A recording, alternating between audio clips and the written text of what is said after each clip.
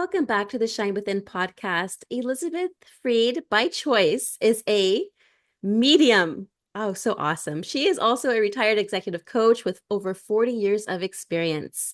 Now dedicated to her passion for mediumship, she specializes in connecting people with their departed loved ones and pets, offering healing and comforting messages through her readings. Elizabeth's journey into the metaphysical realm began with profound spiritual experiences, which she embraced after retiring from her professional coaching career. Today, she donates all proceeds from her mediumship practice to the Honor Foundation, supporting special operations military personnel transitioning to civilian life. That's so beautiful. My dad was in the Vietnam War and my brother was in the Gulf War, so I have a heart to our veterans. So that is so kind. Thank you for doing that. That is awesome. Well, I thank them for what they do for us to make sure that we're safe here in this country, and it's the least I can do. So, Oh, absolutely. There are heroes for sure.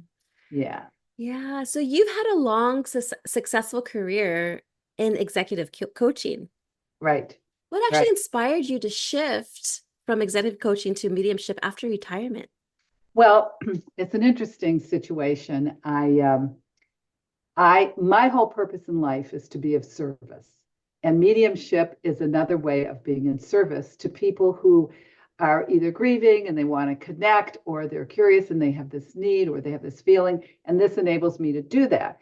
So, I had a couple awakenings, once in my 20s and once in my 40s, that made me aware that we're more than our physical body. But I did not have time to pursue it then because I was busy running a business, and it really takes commitment. If this is not something that comes to you naturally, which it didn't for me, I'm very left brain, very logical, very corporate, very logical like that, and as a left brain person, so I just kind of put it aside. I took a couple courses from the Monroe Institute, which after I had had an out of body experience, I explored that a little bit. But again, I thought, well, so what? I could be out of my body. So what? How is that helping anyone? And so I just put it aside. And then I took a couple of these courses, but if you want to do this, it takes commitment. It takes three things actually. It takes education, meditation, and practice, practice, practice, practice, practice. And you've got to commit to that. I have to meditate a half an hour every day so I stay in touch with spirit. I understand what's necessary now. And because I've experienced it, I now know what I have to do. But I didn't experience it like other people do, where, oh, they see things or they hear things out of the blue. No, that does not happen to me. I have to meditate. I have to make a conscientious effort to make that happen. So, and then when I do, then I'm able to connect. So what happened was I saw that there was this course on mediumship through the Monroe Institute, and I said, that sounds interesting. So I took it and I got hooked, but I wasn't very good initially. And I thought, this is hard. But I said, look, if you're going to do something, you're going to do it right. So let's do this. And then I started thinking, with the Honor Foundation, I do transition coaching. I help them transition from the military to the civilian workforce. And I give them my time and my talent, but I don't give them my treasure. I'm on a fixed income now because I'm retired. So there's a limited amount that I can give them financially. And I thought, oh, it would be really great. Well, in my will, I have put some money aside for them. But I thought, well, who knows when that's going to be. So wouldn't it be great if I could be a philanthropist while I live? So that was the kind of in the back of my mind, how am I going to do that? Then this mediumship thing came along, and I said, well, how do I really charge people for this? Because it's not like executive coaching where it's very clear the results I'm going to get. And it's not like, I don't know. So I said, you know what? I started out by practicing, and I was asking people, could I practice with you? And I'm getting this kind of thing like, whoa, I don't know if I want to go there. And I'm going, come on. And then I thought, if I'm getting this kind of pushback, I'm going to treat it like I will any other business because I understand that people don't appreciate what they don't pay for. Mhm. So I said, but I can't charge the same thing that I would charge as an executive coach. I mean, my fees were like lawyer fees, you know? So I said, but I still have to attach a number to this. At the same time, I don't really want the money. So what I decided to do is I talked to the Honor Foundation. They gave me a link.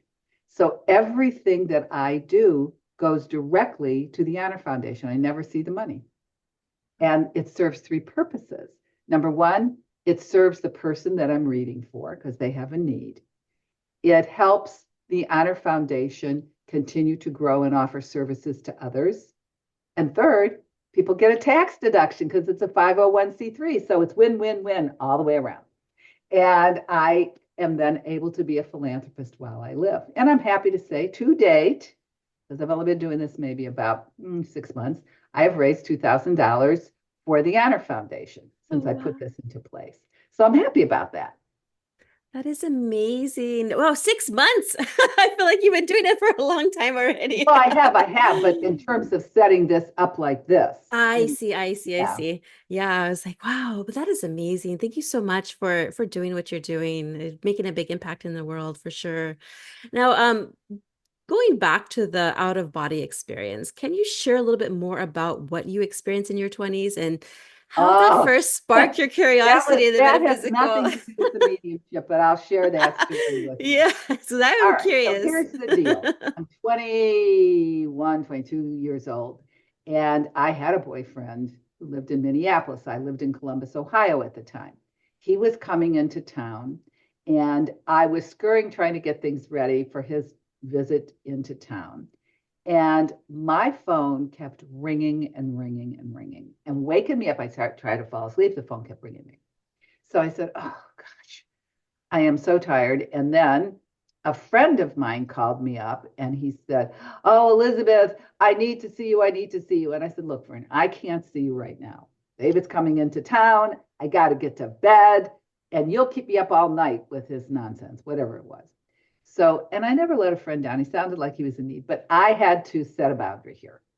So I tried then to fall asleep. At this stage, after having dozed off, the phone ringing, dozed off, the phone ringing, I couldn't fall asleep. I was like, blah. So I said, well, maybe I'll do what my yoga teacher said, and I'll try to put myself in an alpha state.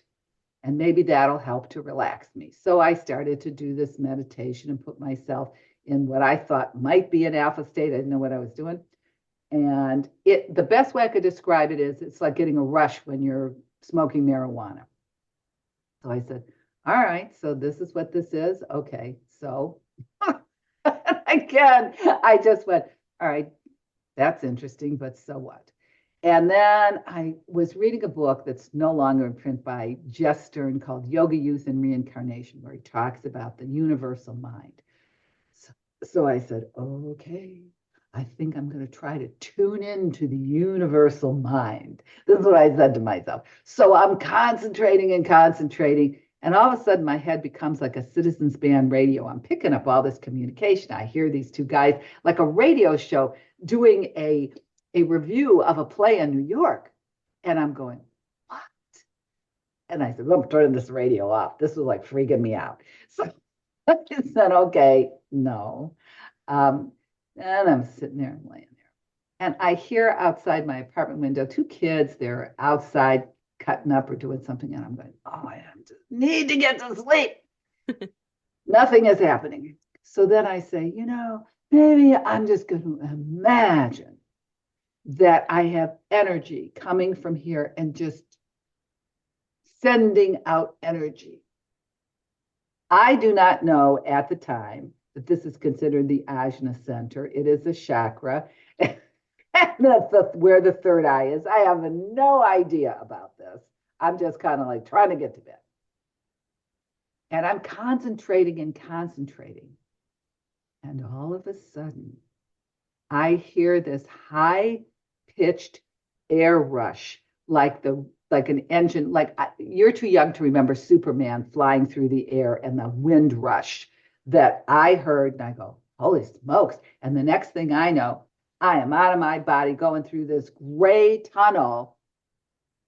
And I said, holy smokes, I don't know. What if I can't get back? This is crazy.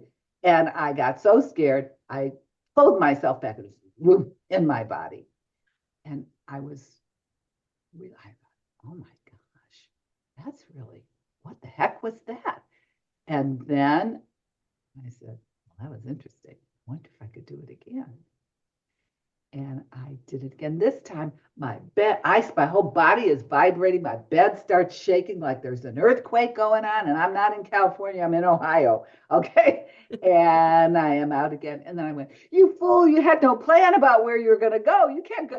What if you can't get back? You better hurry. And bang, I'm back in. Well, I was so shaken up by this. I got out of my bed. I wrote it down in a journal, which I still have to this day. And this was 50 years ago. And it's at 2:45 a.m. And I describe in detail every single thing that happened to me. I said, I must write this down because if I don't write it down right now, I will not remember these details. I wrote them down. My boyfriend came in. I was afraid to fall asleep at night. I thought, oh my God, what if I leave my body again? What am I going to do? And that was sort of the end of that.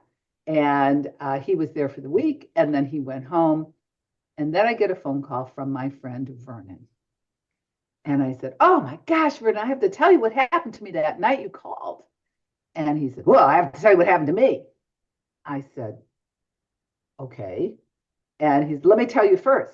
Now, Vernon happened to be Black. All right. So you understand the comment that he makes. He was living in some farmhouse. This was during hippie days. Okay. And he said, I called you.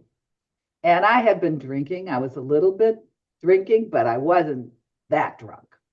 He said, I walked into the farmhouse. And when I walked in, all of a sudden, this wind rush came through the farmhouse and pictures started spinning around on the wall. He said, I'm a Black man, but I think I turned white that night. Oh my God. I said, what time did this happen? He said, 2:45 a.m. I looked at the clock. So I realized what had happened was I was so worried about him because I'd never let a friend down that I was going to him to see that he was okay. And it was me who had gone through with that. And so that was the one and only experience I had. And then about a year or so later, I moved to Minnesota to be with this. He was my fiance at the time. And I met these women. They said, there's a man coming from London who's going to be speaking at the University of Minnesota on astral projection.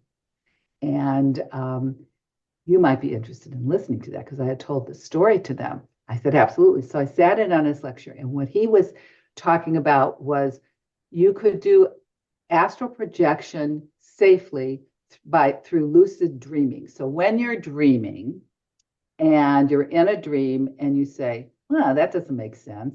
And you say, I must be dreaming. Then you are awake during your dream, at which point you can leave your body safely because you automatically leave your body. You just don't remember it. Okay. Mm-hmm. So that was his way of teaching people how to do out-of-body experiences. So I said, he said that he was offering consultations. And I was still freaked out over this whole thing that happened to me. And I need to know, was this really real or was I just making this up? So I made an appointment with him. All right. So I go up to his hotel room for this appointment. This guy was totally weird. He greets me in like a smoking jacket and house slippers. It was totally weird. And I sit down to talk to him. And I tell him what happened. I said, I want to know, was this a legitimate experience? Was this an out-of-body experience that I really had? And he said, yes, and don't you ever do that again. Mm. What do you mean? He said, you did that when you were awake. When you do that, when you're awake, he said, only the most trained yogis are able to do that. He said, when you do that, when you're awake, you relax your body and your astral body leaves when you're awake like that and not prepared, then someday you may be relaxed and your astral body will choose to leave, leaving you as an entity, as a vehicle for any other astral body to that happens to be floating about to land in on you. And then people think you're schizophrenic crazy. I said, are you kidding me now? At the same time that he's telling me this and freaking me out, the movie The Exorcist had just come out. Oh, And I said, because this is a long time, this was 1970s, okay? 70s, yeah. And so I just decided I was not going to pursue out-of-body experiences at this point. So that was the end of that. Now I know more. Now that I've studied more, he was, I think, overreacting. But at the time, I was just not going to touch that. All right. So that was that one experience. Oh, wow. Subsequently, now I'm in my 20s. All right. Now that happened to me in my 20s. In my 40s, I was sitting in my office, just like looking at my computer, like I'm talking to you now. And I had experienced 3 miscarriages. And I was sad about that, but coping with it and not thinking any more about it. And I'm on the phone with a client, which happened to be GE Aircraft Engine. Again, a very straight, you know. And while I'm talking to this person, trying to set up an appointment for a consult, I'm noticing that the room around me is taking on this golden glow. But I'm on the phone and I'm thinking, is something happening with the sun or something through the curtains? But I'm not paying attention really. And then the next thing I know, I suddenly feel this overwhelming sense of unconditional love totally surround me.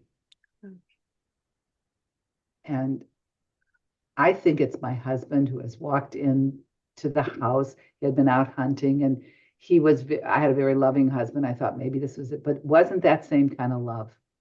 It was the kind of love that you feel like if you're looking at a little animal or a new baby, it's just like nothing you can imagine. All right. And I'm sitting there and I'm still on the phone. Carrying on. Yes, 2:00 Thursday sounds good. But at the same time, this is happening simultaneously. And I feel this reassuring squeeze on my shoulder. Now, I think it's my husband who has walked in the room. And at the same time, that feeling all this love, I'm a little annoyed that he would walk in on a client with me. You know, this is not professional. And I go to wheel around and say, I'll be with you in just a minute. I'm on the phone. I wheel around and there is no one there. Oh, wow. And I go, what?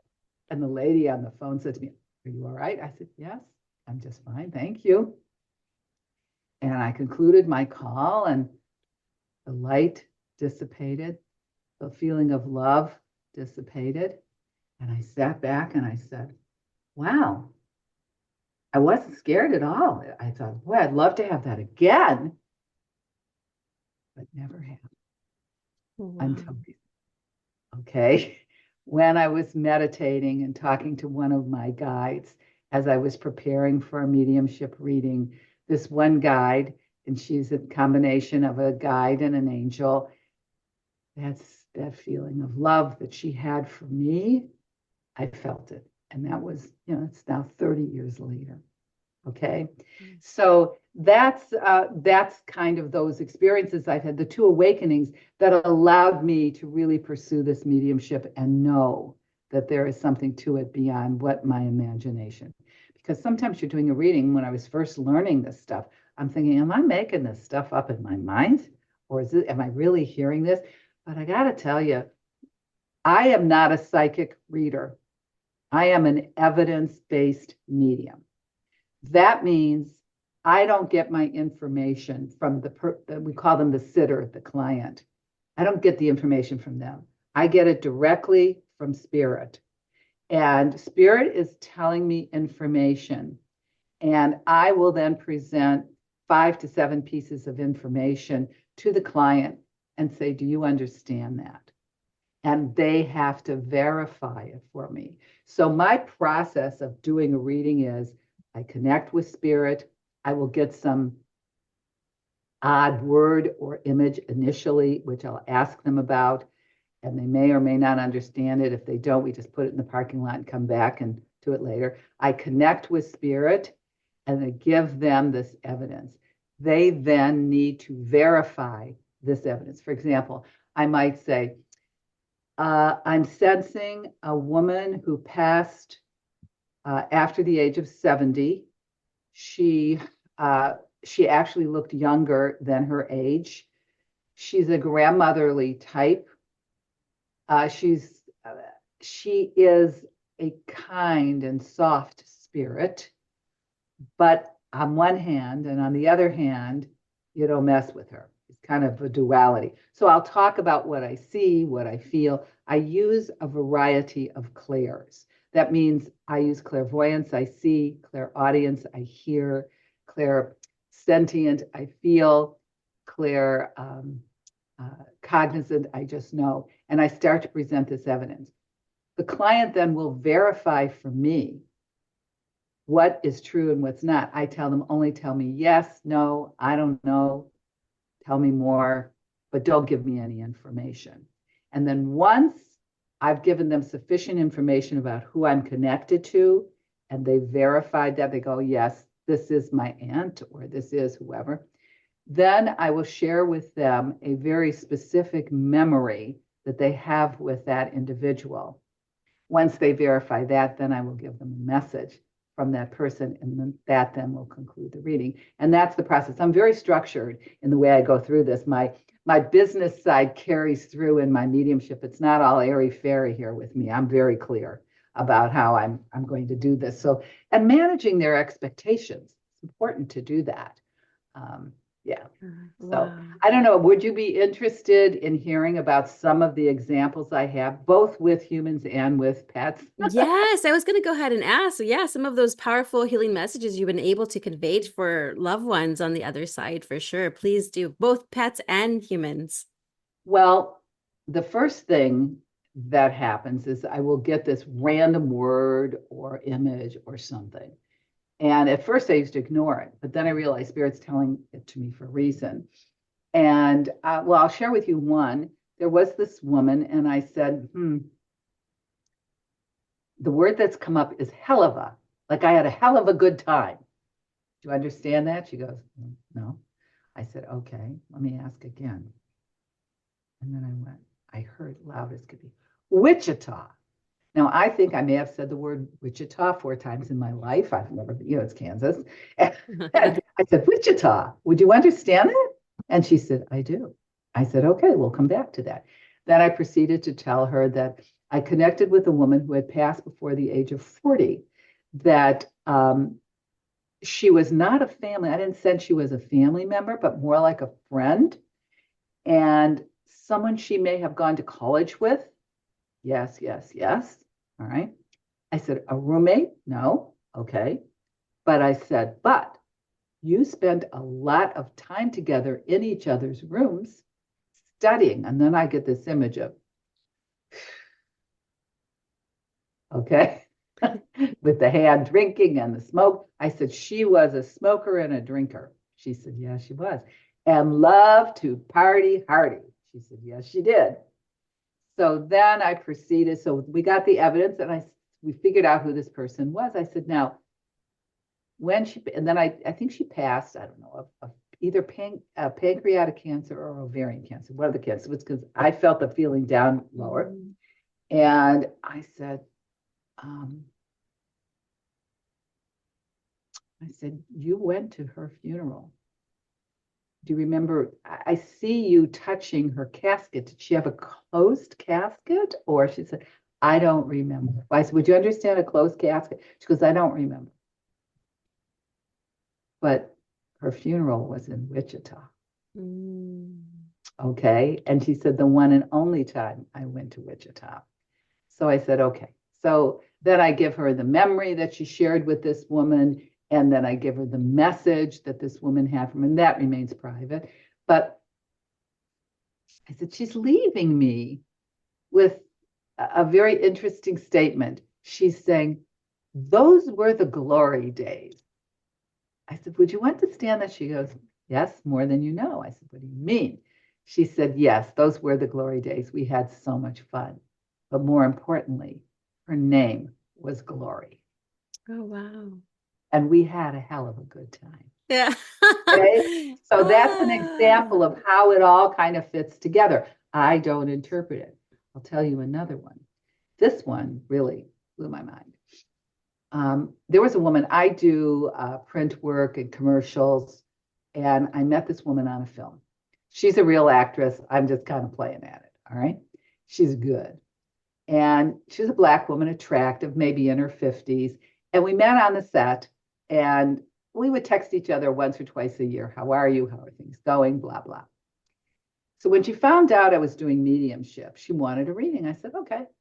So I started to read for her.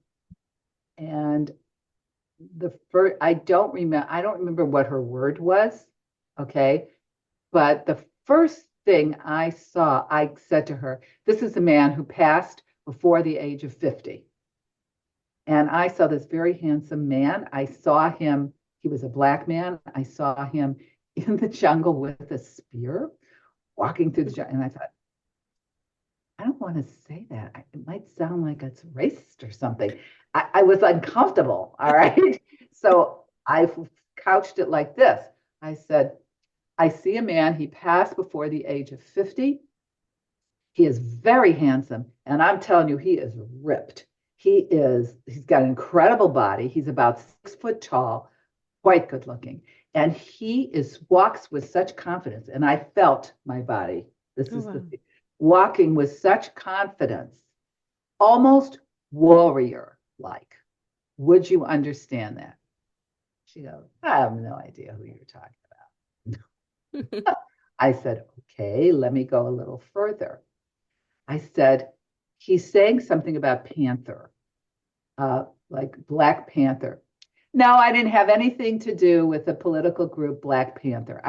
Then I knew. I just said, look, no, I'm not talking about the political group. I'm talking about he's doing Black Panther. She goes, wait a minute. Are you talking about Wakanda, Black Panther, Chadwick Boseman? Oh. I said, you know what? That is who this man looks like. And she said, oh, I knew Chad. I said, what? You knew Chadwick Boseman? Now, I don't know if you know, Gina, that Chadwick Boseman died before he was 50 of colon cancer. That's right. I don't even think I saw Wakanda or Black Panther. All right. So, but I had seen him in other things. And she said, I knew him before his career blew up. She said, I used to see him at auditions because before his career, he got a Fantastic Four in Wakanda, then he got married. But this was many, many years ago. And then we kind of lost touch. I can't imagine why he came forward. And see, I tell all clients, I cannot control who comes forward, but whoever is coming forward is for your greatest good. So I said, he must have a message for you. He's coming forward for a purpose. So then I said, well, let me see if I can share a memory. So I said, I get an image of like a stage set, the two chairs, like the actors' chairs, those canvas chairs that you see. I said, he's showing me like you're on a film set or something together. Would you understand that? She said, no, we never did a film together. See, everything is no. Yeah. Right. Resistance. Right. And I said, okay, let me go back and ask again for a different memory. Well, first of all, I said, let me see if this is Chadwick to begin with. I did. And I got this chill going through me. I said, oh, we are connected. So I said, now let me ask for another memory. So I said, now he's showing me the two of you are in the LA area having lunch together in a restaurant, but it's an outdoor restaurant. And it's either like one of these outdoor things on the side or in the front of the restaurant, but it's outdoors, or it's where there's like a glass top over it and it makes you feel like you're outdoors. And she said, yes, we did have lunch at that kind of restaurant. I said, great. That then we definitely know that's his memory. Then I gave her her message and then we debriefed. And she said, I have to tell you, Chadwick was a really stand-up guy, just a very nice man. We would be at auditions, we'd see each other. She said, as a matter of fact, he had wanted to do a project with me and I wasn't available. I don't know what I was doing, something else. I was on a different shoot or whatever the case may be. I was not able to do this project that he had envisioned. I said, oh, he wanted to do a project with you? That memory that he shared of the two of you on a film set was to remind you that he had asked you to be on a project together. So what happens to the sitter when they're going through this is so overwhelming sometimes. It takes them days to process this information. It doesn't immediately track for them. So that's kind of the way it works. Well, that is so amazing. Now, I'm curious about the pets. Now, are these alive pets or pets All that right, well, have that's an passed on? interesting thing. These are departed pets. I'm taking a Departed course pets. now to be able to connect with alive pets. All right. Neat. So I'm about 75% through that course. The departed pets are very similar to I practiced that and I was in this practice mode of learning to connect with departed pets. Okay. So I had asked several friends, look, I need to practice. I was at a psychic fair and someone says to me, can you connect with a departed pet? I go, well, I don't know. I never have, but they're sentient beings. I don't see why I couldn't, but let me see. And I said, I'm not going to do this for you because I'm not skilled at it at this point and I'm not comfortable doing something. I don't know if I can do it. So I referred her on. So it got me thinking, this is obviously something that's important to people. So I put it out there on Facebook and I said, listen, I am wanting to see if I can connect with departed pets. Any of you who have a departed pet, let me know. There's no charge for this. I've got to practice it and make sure that I have it down. And let me know. So of the 7 people that came forward, I was able to connect with 6 of them with their pets. Wow. I'll tell you 2 of them. One of them is very funny. One is extremely interesting. The first one said to me, I'd like you to connect with Bella, my border collie.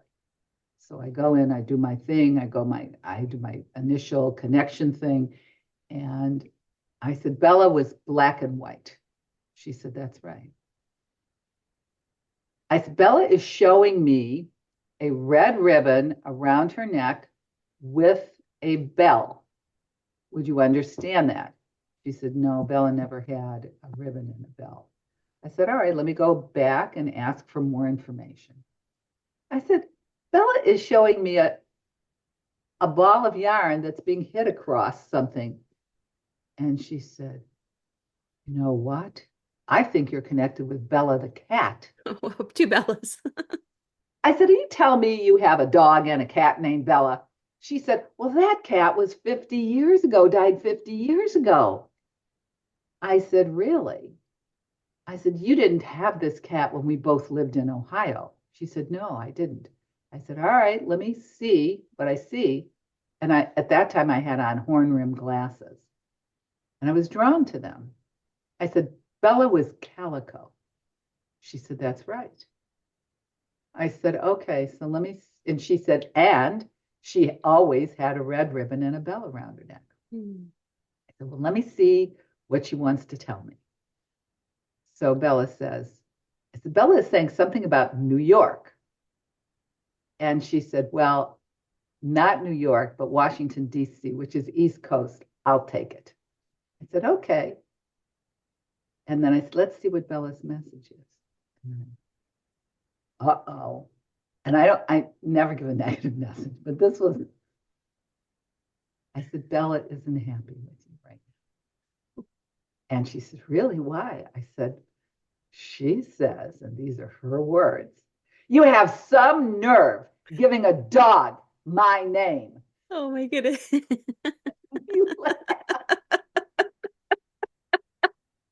Bella Spears. Said, Well, that sounds like Bella. She was pretty spunky.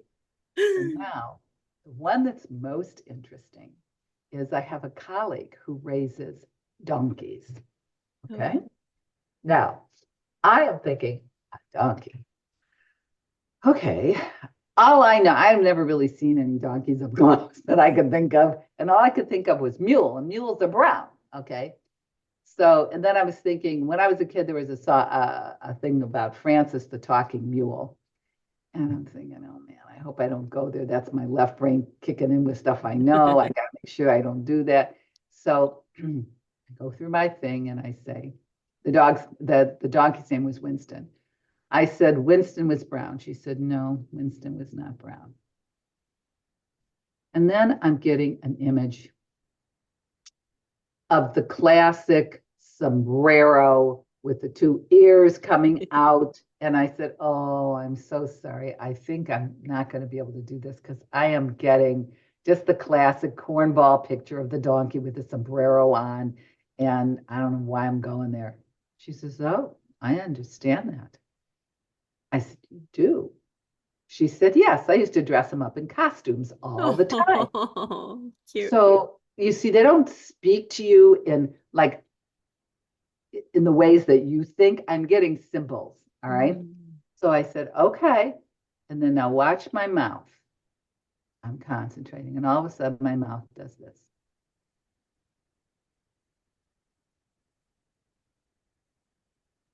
I said, would you understand that something was going on with your donkey's mouth, his lips, or his gums, or his teeth, or something? She goes, you're in the right place. I said, okay. She want me to tell you? I said, no, don't tell me. I need to continue to ask. And all of a sudden, I heard loud as could be, tobacco. I said, tobacco? Would you understand tobacco? And she said, yes, I would. I said, don't tell me your donkey used to chew tobacco. That's what I'm supposed to say. She goes, no, he did not chew tobacco. Do you want me to tell you? I said, you're the interpreter of these symbols, not me. You can tell me. And she said, my donkey died of oral cancer. Mm. And as you know, people who oftentimes chew tobacco get oral cancer. So would I ever in a million years ever think about a donkey getting oral cancer and the donkey telling me that tobacco and the lip thing, I mean, really? So, Wow. so then, so then I said to her, and then all of a sudden I see the number 25. I said, now he's showing me the number 25. Would you understand that? And she said, yes, he was about 25 when he died. I said, this is immediately followed by the number 5. She said, there were 5 donkeys in the herd. Oh, I said, okay. And then I proceeded to give her a memory and a message about this donkey. But to me, I found that to be so, so interesting. that is so neat. Wow. I Mhm, wish I can like when I have pets, I have a cat and I have fish, mhm, and I I feel them. You know, they're not mhm. giving me messages, but I sense what they're going through or how they're, I mean, I get a lot of times where my cat's giving me bad words about me all the time. He's something that I love him to death, though. His name is Zim. He's an orange cat, Mhm, a ginger cat. He is mhm. something else. And I sense like if he doesn't get his way on something, and I feel like he's like I sense it like he's talking mean about me, but he loves me. But he so it's funny, these cats are so sassy, aren't Yeah, they? well, they can be, yeah. So this animal communications course that I took, that I am taking, I'm about 75% through it. This is so I can communicate with a live animal. I don't have any problem with a deceased one. I understand I could do that, but I wanted to see if I could do it with a live one. And what motivated me to think about that was the woman that I read for the donkey. One of her big concerns was she was agonizing over the fact that she had to put him down, and she wanted to know that he was happy and that she did the right thing. And she said, she wrote in her testimonial, I will always consult with Elizabeth before I do anything with my animals. And I thought, wait a minute, I don't know if I can tell her that yet. I haven't learned how to do that yet. So that's why I decided I probably should learn how to do that, because if the animal is feeling well and and is ready to go, and it releases the pet owner from any guilt involved, because she had a lot of guilt over it. And he said he wound up telling me that he was very happy now and it was time. And, that's how I got the information. But so that's why I'm taking this little extra course, just to make sure that I can help people in other ways. Yeah, and you just came back from a retreat. Was it in the Mediterranean? Yes, I attended a 14-hour workshop. This year, within a 12-month period, I took a week-long retreat at the Monroe Institute. Then I did a 3-day online course. I did an 8-week circle. Then I took a course from a woman who was amazing. She is a former Navy commander, a retired Navy commander, the straightest arrow. She's kind of a combination of Savannah Guthrie and Katie Kirk, the way she looks, like the girl next door. Okay. And she had never, ever had any awakenings, just like me, nothing except less than me. All right. And then she had a stepdaughter who was also in the military and serving in the Marines, and she was deployed and 6 months pregnant. She was walking to her duty station and she was struck by lightning and killed. Oh, wow. Horrible. And this stepdaughter came to her spiritually out of the blue and just totally surprised her and opened up a whole world for her that she never thought would exist, and changed her from being this very left brain person like me, very logical, leadership, coaching, this kind of thing. And she pursued it. And now she has a whole business where she teaches it. And she's a phenomenal teacher. And I totally related to her. Her name is Suzanne Giesman. I totally related to her because when you take a course from her, it's like, this is the overview and summary of the course. Here are the different modules. Here are the objectives and the goals for each module. Here are the takeaways. Here are the references, just the way I would design a course. So it really resonated with me, and I was able to ramp up my skills very quickly. And she's the one that led this cruise. And I think what was so remarkable is the ship probably takes 2,000 people, almost 500 of which were attending her sessions. Oh. And to be with 500 other like-minded spiritual people was really great. So I really enjoyed that. That was a wonderful experience. So that is amazing. Oh, I feel like I can talk to you forever. You share your experiences like I'm there with you. Experiencing it too. I see, I feel everything. So thank you so much for sharing this. But last question I was going to go ahead and ask is, what advice would you go ahead and give to someone who's interested in exploring mediumship but unaware of where to start? Well, what I would do is one of the best places that I would suggest that you go would be, there's a couple. I would go to the Shift Network. And there they have classes, and I would suggest looking at Suzanne Giesman's classes. Then she has them online. You can do them at your own pace. She's wonderful, and she's very clear and organized. The other thing is that the Monroe Institute offers retreats. That's like a week-long retreat. That was me for the first time. I went to this retreat, and I realized I needed a whole lot more than that. Then, of course, there is the Arthur Findlay College in London where people can go. I would recommend taking an online course because you're going to learn. What I like about Suzanne is she teaches you exactly how to go about meditating. She gives you, it's really good. It's really, really good. She just totally allowed me to increase my ability, ramp it up pretty fast. And that makes a difference. And everyone can be a medium. Anybody and everyone can be a medium. We all have that ability. It's a matter of, do we want to spend the time and the commitment to tap into it? And I also read a couple of books called, one of them is called The Field, and now I'm reading The Power of Eight and something by Joe Dispenza. They talk about all of this stuff that we're talking about that seems all very woo-woo actually can be demonstrated through quantum physics. It's very Oh, interesting. yeah. It's really all about energy. And that's really what it's about. So I am constantly evolving and I'm a lifelong learner.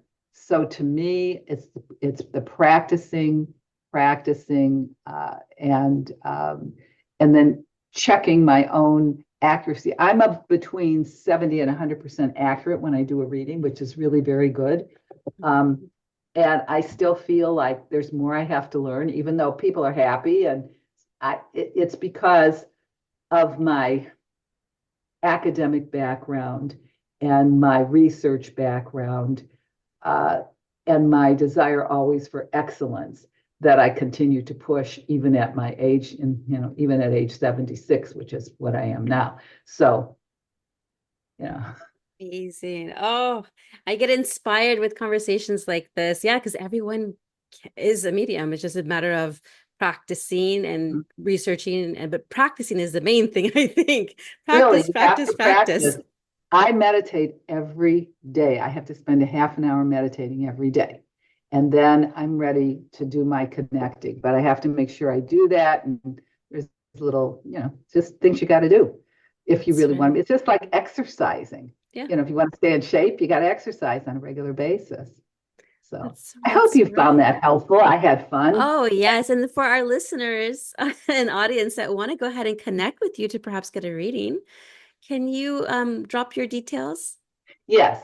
All you have to do is to go to www.Elizabeth Fried, that's